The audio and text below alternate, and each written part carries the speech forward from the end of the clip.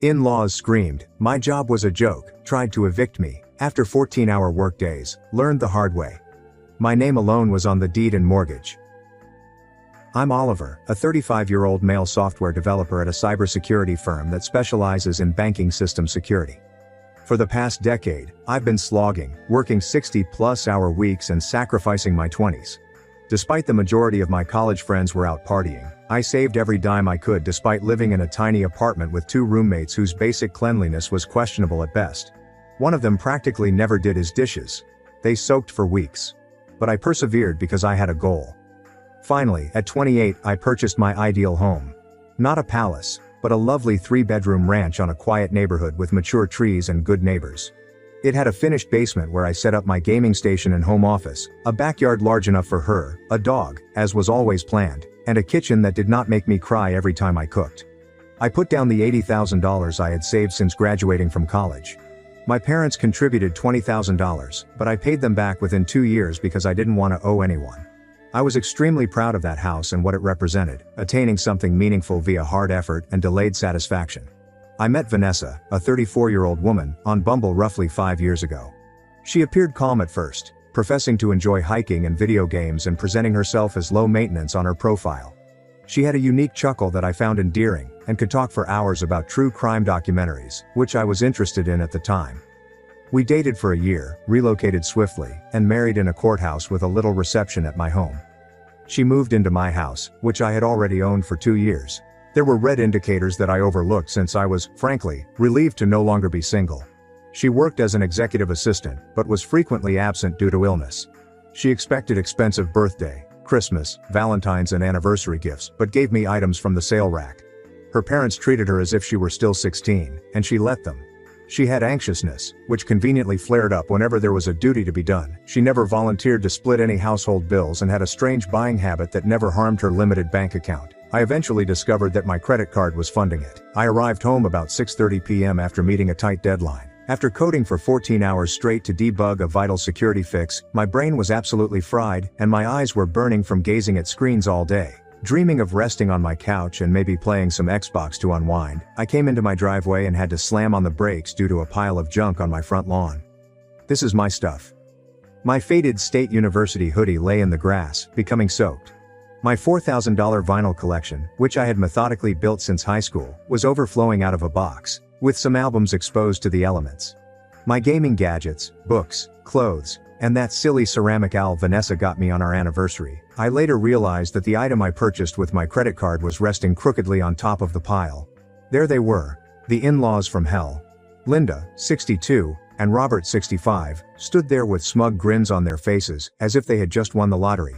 These people have never worked a real job in their privileged life. Robert handles some family property that he inherited from his father, whereas Linda's entire identity focuses around being Vanessa's mother and shopping at Nordstrom. Both were dressed in luxury clothes and were on my lawn, throwing my belongings around.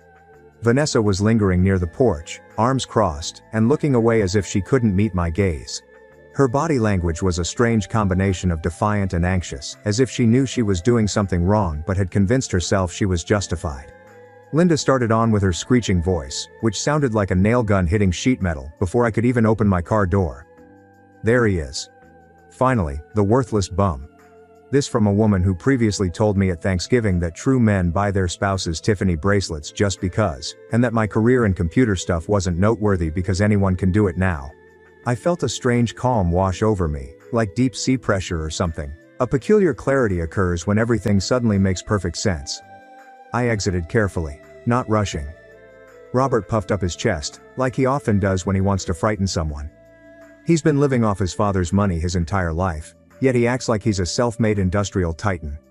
He has business cards that read entrepreneur investor, yet I've never seen him accomplish any of those things.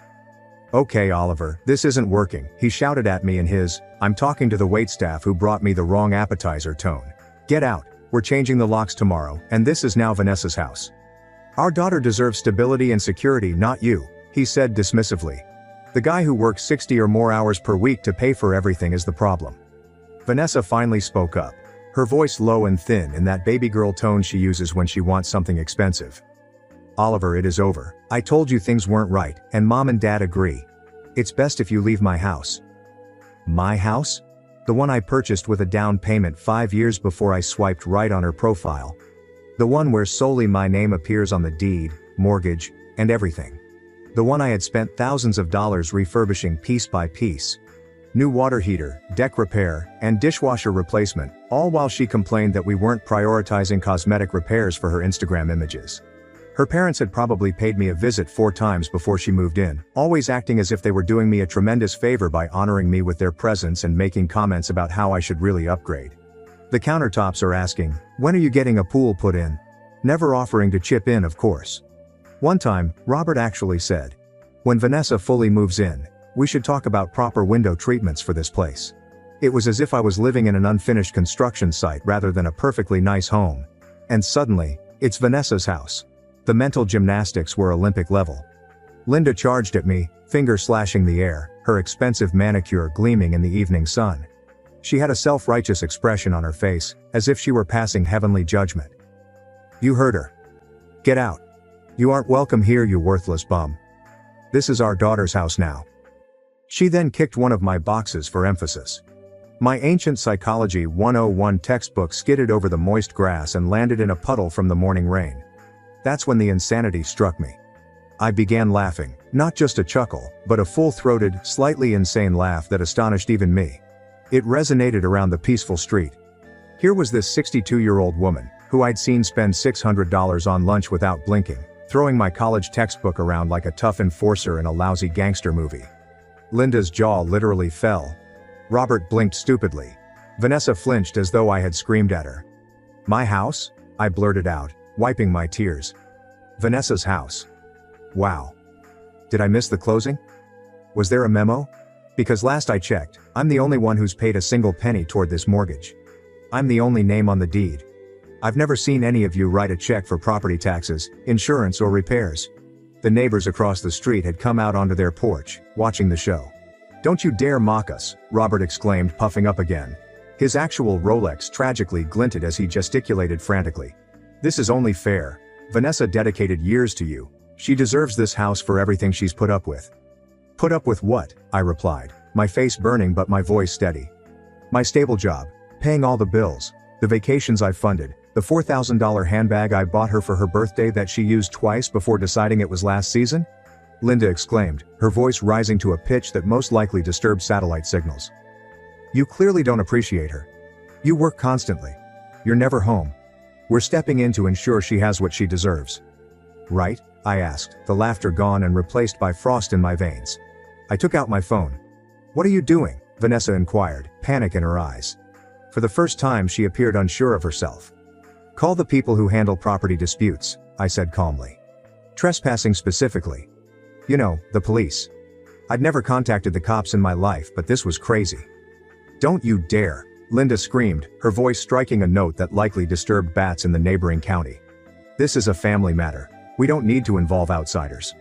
"Not when you're on my property throwing my stuff around," I said, calling 911. "Not when you're trying to illegally evict me from a house that I own, outright, with no legal claim whatsoever. That's actually a crime, by the way." Vanessa started crying. Those practicing tears that emerged whenever she didn't obtain what she wanted. The same tears that flowed when I told her we couldn't afford a $3,000 purse or recommended she contribute to our joint savings account on sometimes. "Oliver, please don't do this. We can talk about it. I just need some space right now." "And Mom and Dad thought they could steal my house," I said for her. "Yeah. I gathered that part." As I described the issue to the dispatcher, I noticed Robert whispering quickly to Linda, whose face was turning an alarming shade of crimson. Vanessa merely stood there, perhaps understanding that her great plan was unraveling before her eyes. The neighbors were staring now. Mrs. Collins from next door had come out with her phone, possibly recording.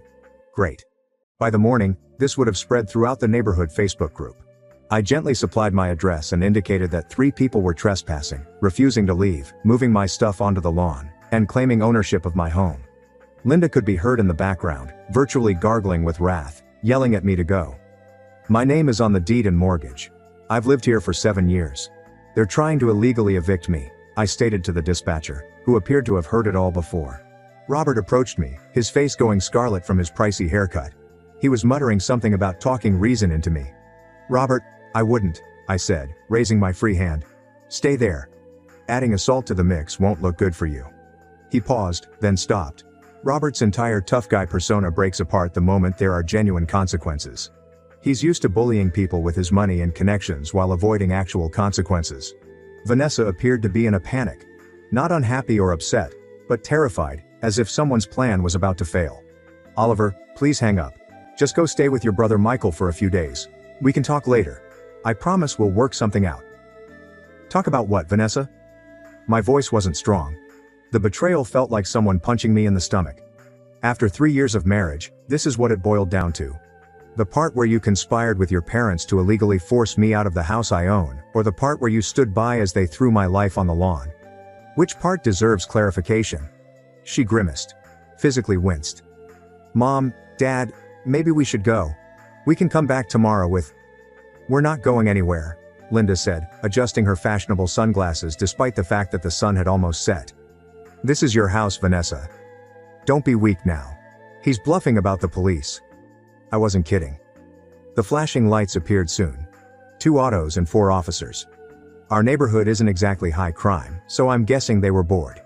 They took in the scene, me beside my car, my belongings spread across the lawn, and the trio on the porch. They separated us. 2 cops spoke with Linda, Robert and Vanessa, while the remaining 2 spoke with me.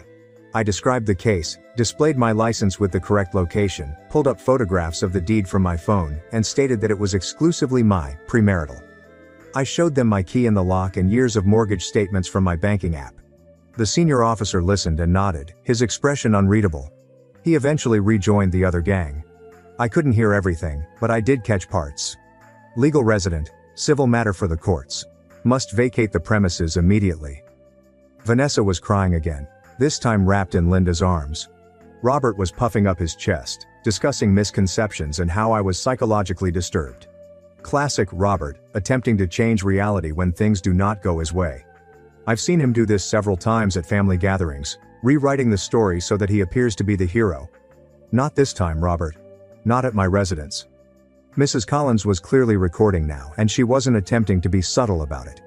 The neighbors across the way had taken out their lawn chairs. Great supper and show. The senior officer, a man with salt and pepper hair and the calm expression of someone who has witnessed every type of human foolishness, eventually returned to me. Sir, we've explained the situation to them. This is clearly your residence and they have no legal right to remove you or your belongings. They need to leave immediately. I nodded, relieved. Thank you, officer. However, he replied, I should note that this is ultimately a civil matter. If there are disputes about property ownership, those need to be settled in court. I understand, you replied, but there's no dispute. The house is solely in my name, purchased before marriage. He nodded. That seems straightforward. Then what happened next will always be one of the most rewarding experiences of my life. Linda went completely nuts when the officers informed them they had to leave. Her complexion turned a strange shade of purple, which contrasted severely with her clearly dyed blonde hair. It's her marital home, he can't just kick her out. We're not leaving, she said, gesturing frantically. Do you know who we are in this community? Robert puffed up again, adjusting his Rolex as if it granted him superpowers. We're staying to protect our daughter. This man is unstable. Rich, coming from the guy who once told me at Christmas that prenuptial agreements are for men without balls after I casually mentioned a friend having one. The officer's patience rapidly dwindled. Ma'am, sir, this isn't optional. This is his property according to the ID provided and his legal statement. You are trespassing. You need to leave now. Linda put her luxury shoes on my yard and simply stated, no. Then she continued, do you know who my husband is?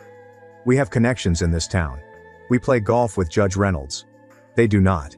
They live 45 minutes away in a McMansion, which is probably underwater. And Judge Reynolds resigned 3 years ago. That was it. One officer forcibly grabbed Linda's arm. She screamed like she was being murdered and tried to flee, yelling, how dare you touch me? I'll have your badge. Another officer firmly directed Robert to the pavement. It was not hard, but it was decisive.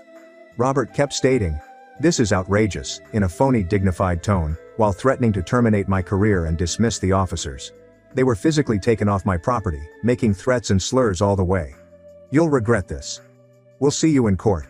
Vanessa deserves everything. You're nothing without her. Your job is a joke. Your family is trash. Vanessa trailed behind them, head down, crying those precisely timed tears she usually uses when she doesn't get what she wants. The same tears she shed when I refused to spend my 401k on the ideal European vacation her parents told her she deserved. She didn't look at me once, instead following her parents like a trained robot. The officers made sure they got into their car, a BMW X5, which Robert likes to highlight is always fully loaded, which was parked suspiciously down the street, as if they knew they were up to something. As they drove away, one officer turned to me and said, "Sir, I'd recommend changing your locks as soon as possible and documenting everything if there are further incidents." I nodded and thanked them greatly for their assistance. As they walked away, my phone burst with texts, missed calls and voicemails. Linda's involuntary outburst. "You pathetic excuse for a man. My daughter deserves your house and everything in it. You will pay for humiliating us. I thought you were a better man than this, Oliver. After everything our daughter did for you. After we welcomed you into our family." Translation: after I paid for their anniversary meal last year and repaired Robert's laptop for free several times. Vanessa's groaning messages. "Oliver, please call me. It's not what it looks like. My parents were just worried about me. We can fix this. I'm at the Marriott and it's so uncomfortable. I miss our bed." I disregarded them all. I carefully retrieved every object from the lawn, checking for damage.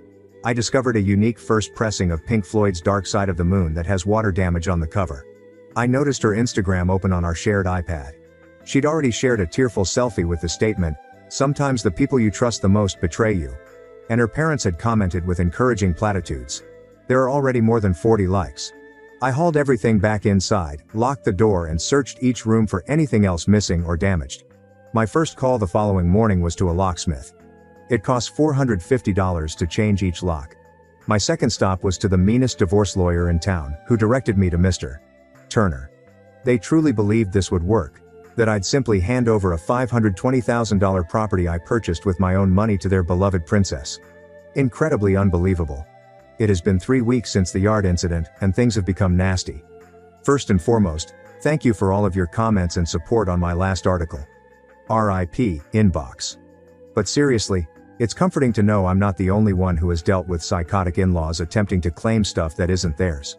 I met with my lawyer, Mr. Turner, a smart, focused ex-military man who doesn't take crap from anyone. His workspace exudes a minimalist aura that says, "I will destroy your enemies without using a single threatening word."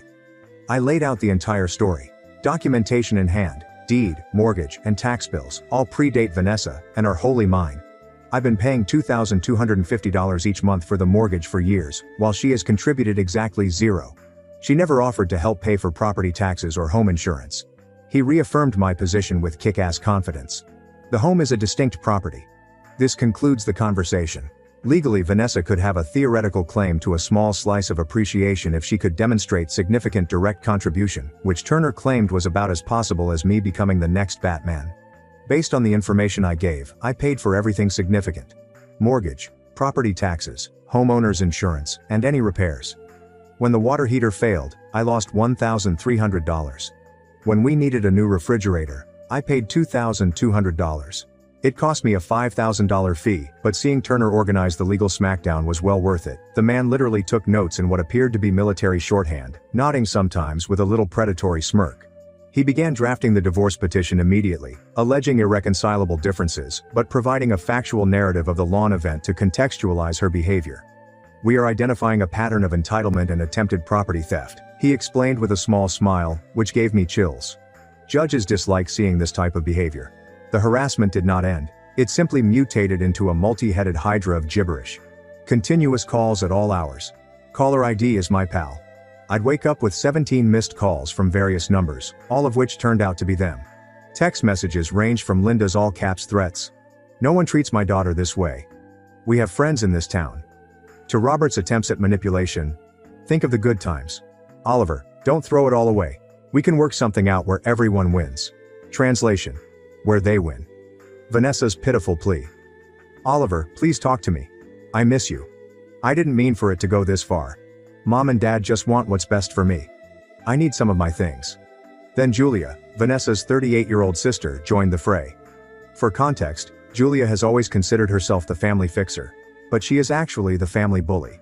She was the one who informed me at Thanksgiving that I shouldn't expect to be treated like family until I proved myself worthy, whatever that meant.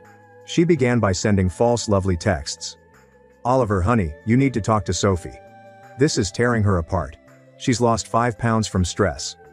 Meanwhile, Vanessa's Instagram showed her out for brunch with pals, looking good, sipping mimosas and smiling. When I ignored those, the claws emerged. Angry greetings. "You gutless coward. Answer the phone, who do you think you are? Do you know what this is doing to my parents? They're devastated. Vanessa is a wreck. You always were selfish. But this is a new low even for you." The doorbell began ringing one evening while I was on a work call regarding a key security patch. Non-stop. Ding dong, ding dong. I checked the video doorbell. Julia was furious. "She is carrying an expensive purse on her arm. I wonder who paid for that." I ignored it. Then the banging began, loud enough to vibrate the door frames. I had to mute myself during my call. "Oliver, open this damn door, you pathetic coward. You think you can just kick her out after everything? After all my family has done for you?" They once brought a $7 bottle of wine to dinner and pretended they paid for my college degree. The projection was fantastic. I saved the video, called the non-emergency line, referred to the previous incident, and emailed the footage. The cops paid a visit. Officer Martinez, who deserves a medal for his patience, subsequently told me that Julia tried to convince him that I was mentally disturbed and was holding Vanessa's family antiques hostage. Julia's blatant harassment ended after what I assumed was a come-to-Jesus lecture from Officer Martinez. But I knew she wasn't done. These folks are like termites. They simply find a new way in. Psychological warfare became more nuanced. I received a fraud warning on my Amex for a $3,900 Louis Vuitton purchase that I did not make. I caught it and canceled the card. My bank sent me an alert about a stopped suspicious login attempt to my retirement accounts. I updated the passwords everywhere and used double authentication. These vultures were attempting to drain my finances. Then came a barrage of junk mail for Vanessa at my address. Bridal magazines, "We are getting divorced," parenting catalogs, "We have no children." She constantly said she wasn't prepared. Credit card offers abound. Turner added that this was most likely an attempt to establish residency or build a paper trail, making it appear as if she still lived here. I marked everything, "Return to sender." Address no longer resides here, and threw it away. Robert and Linda began with slow, frightening drive-bys of the house in their BMW X5, financed according to my neighbor who works at the dealership. Then Robert escalated, slowing down while I was mowing the lawn and shouted, "Enjoy it while you can. You'll be in an apartment soon." Before rushing away, it felt like something from a horrible movie. I invested $1,200 on a full security system that included 4 high-definition cameras monitoring every angle of my property. Best investment ever. The disinformation campaign became nuclear. My brother Michael called, claiming Julia had attacked him at work, launching into a diatribe about how I was unstable, abusive, controlling, and had dumped Vanessa destitute after allegedly having an affair with a coworker. Michael not only knows me, but he has witnessed Vanessa draining my accounts for girls' excursions to Vegas, only to cry when I requested receipts. He vented to Julia. "I've watched your sister spend his money for years while contributing nothing, so forgive me if I don't believe a word you're saying. They're clearly trying to poison anyone who might support me." I received a text from Claire, Vanessa's cousin, who is quietly sympathetic because Vanessa once took her lover. That blew my head. Linda was surrounding relatives at a family meal 3 weeks before the yard incident, bragging about how they were handling things and getting Vanessa the house she deserved. Oliver doesn't realize it yet, but that house will be Vanessa's by summer. Robert has everything planned out. The pre-planning was confirmed. This was a premeditated attack from the start. Vanessa engaged the most ambulance-chasing divorce lawyer in town. Her internet evaluations contained complaints about exaggerated bills. She sent Turner a formal demand letter requesting 80% of the house's current value, $520,000, so $416,000 to her, $7,800 per month in spousal support, more than I actually make after taxes, all furniture in the house, including items I owned before marriage, my car, which is paid off, unlike hers, my retirement account's worth approximately $180,000, which I've been building since before I met her, and my payment of her legal fees, apparently already at $15,000. The balls are on these individuals. Simply incredible amounts of entitlement. Turner's response was very cold. He did not simply send a letter.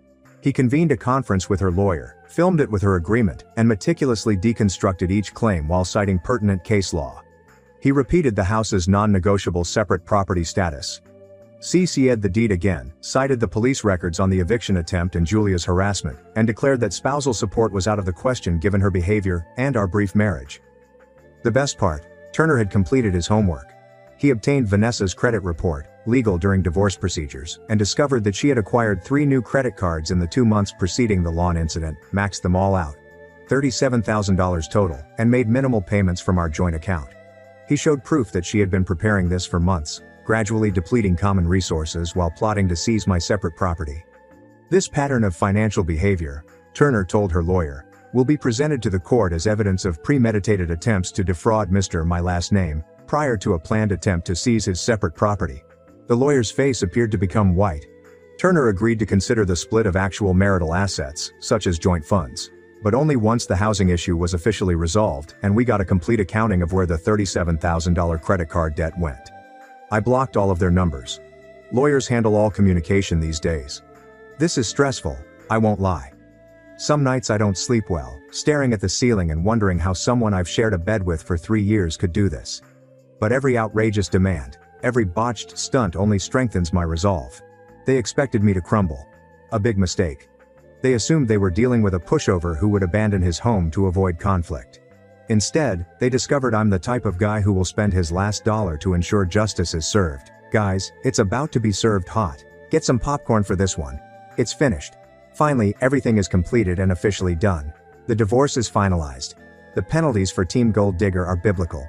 The last few months have been a legal circus, but Turner, my lawyer, was well worth his $375 hourly charge. Julia, Vanessa's sister, tried one final stunt after being shut down by my workplace's HR for sending harassing letters claiming I was emotionally abusive, which Turner documented.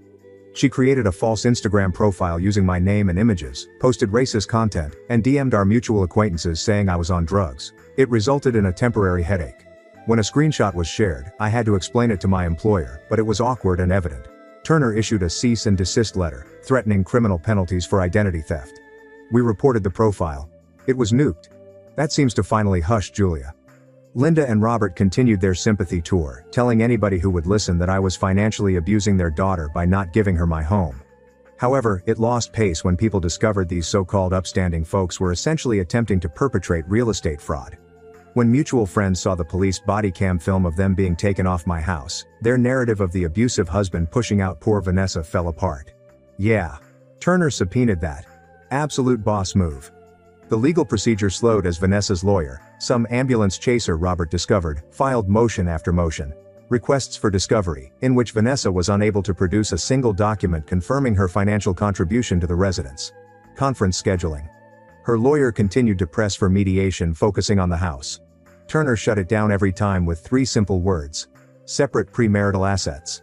Finally, in a pre-trial settlement conference, confronted with no legal standing on the property, documented harassment, and the court basically signaling, "Stop wasting my time," Vanessa's counsel advised her to cut her losses. The revenge is legal, pecuniary, and served cold. This is where it gets good. The divorce decree was painfully simple as Turner predicted from the beginning. The residents validated my separate premarital property. There is no equity split, there is no buyout, off the table. Spousal support was rejected. The justification noted the short time of the marriage, recorded wrongdoing, the lawn incident, harassment, and assets. We shared the joint savings, which totaled $12,000 and was primarily my money. She receives her own belongings. That is it. But here's the cherry on top. Turner discovered that Robert had loaned Vanessa $65,000 during the previous year, which explains her odd shopping sprees and her new boob job, which I apparently did not appreciate enough. Turner successfully claimed that this was an attempt to hide and deplete marital assets. Because these transfers occurred when our marriage was suffering, the judge agreed and ordered Vanessa to refund me $32,500, half of the total, from her portion of our assets. Vanessa contacted me sobbing after the ruling. It turns out that Daddy's loan wasn't actually a present. Robert expected to be paid back from the house money they were confident they would receive from me. She now owes him $65,000 and me $32,500. Has no job. She quit her administrative work in March, thinking she'd be set for life, and Robert and Linda are outraged. Here's where things get even better. Remember the fancy clothes and jewelry Vanessa kept buying? Turner suggested that I get an inventory of stuff purchased throughout our marriage. Anything I bought with my married salary is technically marital property. I received half the worth of her Cartier bracelets, Louis Vuitton luggage, and whole Sephora collection, total worth to me, $18,000. It was wonderful to see her expression when she discovered how much her shopping addiction had cost her. The trouble with your belongings.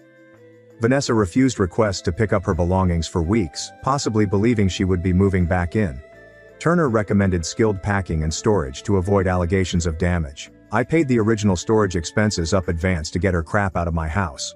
She declined to pay the recurring storage expenses. I allowed the unit to be auctioned after providing adequate legal notice. Someone purchased her treasured collection of designer shoes for $350. It's not fun to be her. The financial collapse. Absolute perfection. Vanessa's credit is ruined because she maxed out all of her credit cards. Linda and Robert co-signed a lease for a $3,800 per month luxury apartment for her, relying on the house payment. Vanessa now has no employment and owes nearly $100,000, forcing Linda and Robert to fund her rent.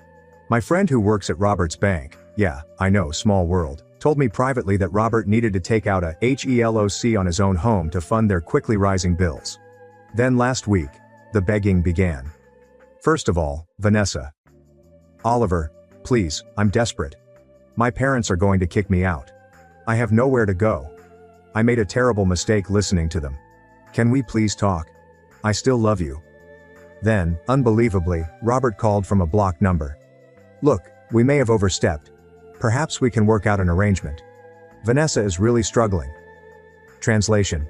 Assist us in cleaning up the mess we created. Linda sent me an email, which served as the ultimate humiliation. Oliver, I know we've had our disagreements, but Vanessa is in a very bad place right now. Perhaps we could meet for coffee and discuss how to move forward in a way that benefits everyone. Robert and I are willing to be reasonable. This from the woman who called me worthless and attempted to steal my house. I forwarded all messages to Turner, who responded with an official letter stating that any additional contact would constitute harassment and result in a restraining order. He provided copies of the original police report, which showed them attempting to illegally evict me, as a pleasant reminder. They are absolutely secluded. My buddies, who had initially remained impartial, eventually apologized after seeing the facts. Vanessa's pals discovered that she was using them for free dinners and weekend crash pads and cut her off. They attempted to organize a fundraising for her legal bills. 3 individuals arrived, including Julia. How am I doing? Absolutely fantastic. I upgraded my gaming PC with the money I saved instead of funding her buying habit. I shed 15 pounds of stress weight. I was promoted at work. It turns out that focusing on your career rather than dealing with entitled in-laws has advantages. I purchased a German Shepherd puppy named Justice. I went there. I began dating a corporate attorney who believes Vanessa and her dad committed textbook real estate fraud and were borderline criminals. The house feels like mine again. I painted the living room the color Vanessa despised, transformed her meditation room, which she only used twice, into a functional home office, and built the garish hot tub she complained about in the rear. They attempted to take everything. They ended up with crippling debt, strained relationships, and a lasting record of attempted fraud. I have my house, my sanity, and the joy of knowing that every time they see a BMW like mine driving by, they are reminded of how badly their scheme failed. Justice is more than simply a name for my dog. It's what happens when entitled people play around and find out.